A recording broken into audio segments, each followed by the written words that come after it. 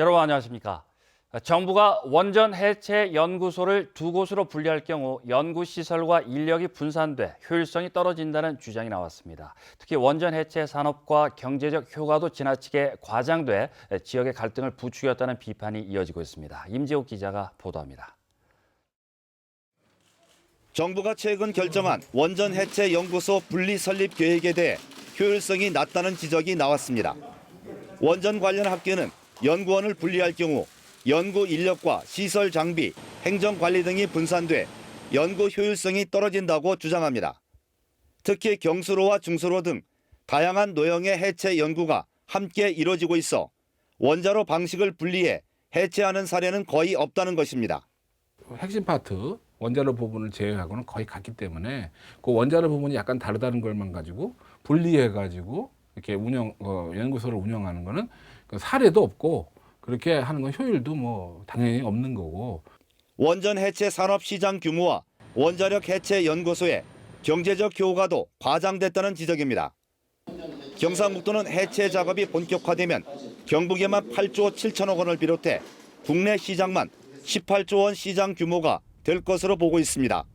총 14기 원전을 해체한다고 가정했을 경우에 한 기당 1조 원의 60%가 철거 비용입니다. 중저준위 방패물 반입 수수료 2,773억 이렇게가 약 8조 7천억의 경제적 파급 효과가 있다고 볼 수 있습니다. 하지만 미국과 독일 등이 원전 해체 시장을 선점하고 있고 해체 기술력 확보도 필요합니다. 특히 원해연은 연구개발기관이며 실제 해체 작업은 산업체가 담당해 연구원 유치로 얻는 경제 효과는 한계가 있다는 것입니다. 원전 해체라는 건 안전하게 해체하는 게 중요하지 그것이 산업화돼 가지고 돈벌이 이용이 돼서 되겠습니까? 그건 잘못 생각하는 거죠. 원전 해체의 안정성과 연구 효율은 뒷전인 채 과장된 경제 효과만 내세운 이번 정부의 원자력 해체 연구소의 분리 결정으로 지역 간 갈등만 부추기고 있다는 지적이 나오고 있습니다. MBC 뉴스 임재욱입니다. 포항시는 지진 피해 특별법 제정을 위한 국민청원이 정부 답변 기준인 20만 명을 넘겨 후속 대책도 속도를 내 추진할 계획입니다. 포항시는 지진 공동 대응단의 민간 전문가를 늘리고 특별법 제정의 국민적 공감대를 형성하기 위해 릴레이 토론회도 개최합니다. 또 국가 주도의 특별 도시 재건 추진을 위해 피해 지역 도시 재건 계획과 주택 정비 계획 수립 또 정부 추경 예산 편성에 행정력을 집중할 방침입니다.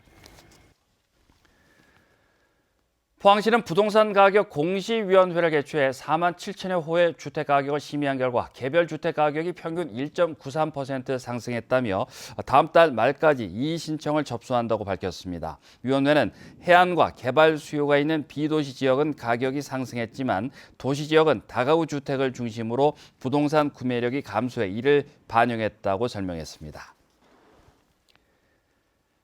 제22주년 영덕 구민의 날을 기념하는 제26회 복사꽃 큰 잔치가 어제 영덕 구민운동장에서 열렸습니다. 2년 만에 열린 올해 복사꽃 큰 잔치에서는 읍면대항 민속 경기와 백일장 등이 펼쳐졌고 월월이 청청 공연과 신돌석 의병장 출정식 퍼포먼스 등 다양한 볼거리도 마련됐습니다.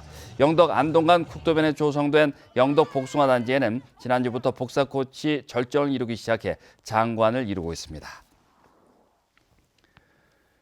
포항의 관광 명소가 될 연호랑 세호녀 테마공원 내 귀비고가 어제 개관했습니다. 귀비고는 삼국유사에 수록된 연호랑 세호녀 이야기를 관광객이 쉽게 체험할 수 있도록 만화 영화와 가상현실 영상 체험 등 다양한 콘텐츠를 갖추고 있습니다. 한편 연호랑 세호녀 테마공원은 지난 2016년 3대 문화권 사업인 신라문화 탐방 바닷길 조성과 연계해 조성됐습니다. 이상으로 MBC 뉴스를 마칩니다. 고맙습니다.